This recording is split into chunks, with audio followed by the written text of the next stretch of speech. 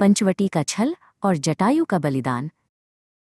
घने और सुंदर पंचवटी के जंगल में गोदावरी नदी के किनारे श्री राम, माता सीता और लक्ष्मण एक छोटी सी कुटिया बनाकर शांति से रह रहे थे।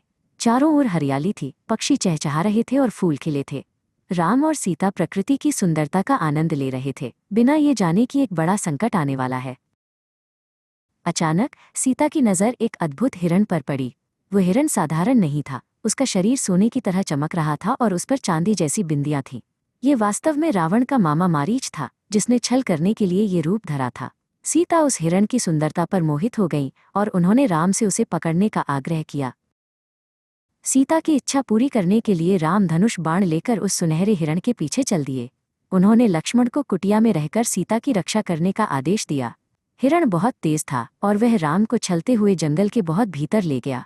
राम उसके पीछे पूरी शक्ति से दौड़ रहे थे। जब राम ने बाण चलाया तो हिरण अपने असली रूप मारीच में आ गया। मरते समय उसने राम की आवाज की नकल करते हुए जोर से चिल्लाया, हाँ सीते, हाँ लक्ष्मण। दूर कुटिया में बैठी सीता ने जब ये आवाज सुनी तो वे डर गईं। उन्हें लगा कि राम किसी बड़ी मुसीबत में फंस गए हैं। सीता ने व्याकुल होकर लक्ष्मण से राम की मदद के लिए जाने को कहा। लक्ष्मण जानते थे कि राम अजय हैं, लेकिन सीता के बार बार कहने पर वे जाने को तैयार हुए। जाने से पहले लक्ष्मण ने कुटिया के चारों ओर अपने बाण से एक सुरक्षा रेखा खींची। उन्होंने सीता से कहा कि वे इस रेखा को कभी पार न करें, क्योंकि यह उनकी रक्षा करेगी। जैसे ही लक्ष्मण गए, रावण एक बूढ़े सन्यासी के वेश में कुटिया के पास आया। उसने भिक्षामदेही कहकर भोजन मांगा। जब सीता ने रेखा के भीतर से फल देना चाहा तो रावण ने छल से उन्हें बाहर आने को मजबूर किया। उसने कहा कि वह रेखा के भीतर से भिक्षा स्वीकार नहीं करेगा, अन्यथा वो श्राप दे देगा। जैसे ही सीता ने लक्ष्मण रेखा को पार किया, रावण ने अपना असली डरावना रूप धारण कर लिया। उसके 10 सिर और 20 भुजाएं देखकर सीता कांप उठी। रावण ने जबरन सीता को पकड़ लिया और उन्हें अपने विशाल रथ पर बिठाकर आकाश की ओर उड़ने लगा। सीता मदद के लिए पुकारने लगी। सीता की चीखें सुनकर बूढ़े गिद्धराज जटायु ने आकाश में रावण का रास्ता रोक लिया। जटायु ने सीता को बचाने के लिए रावण पर हमला कर दिया।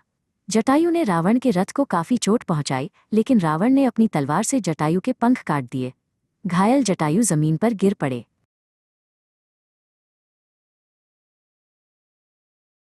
राम और लक्ष्मण जब कुटिया लौटे तो उन्होंने उसे खाली पाया।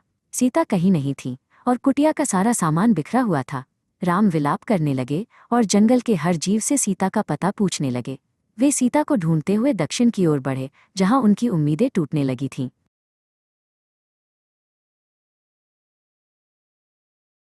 रास्ते में राम को घायल जटायु मिले। जटायु ने अंतिम सांस लेते हुए बताया कि रावण सीता को दक्षिण दिशा की ओर ले गया है। राम ने जटायु को सम्मान दिया और संकल्प लिया कि वे पापी रावण का वध करेंगे और सीता को वापस लाएंगे। यहीं से माता सीता की खोज और बुराई पर अच्छाई की जीत की महान यात्रा शुरू हुई।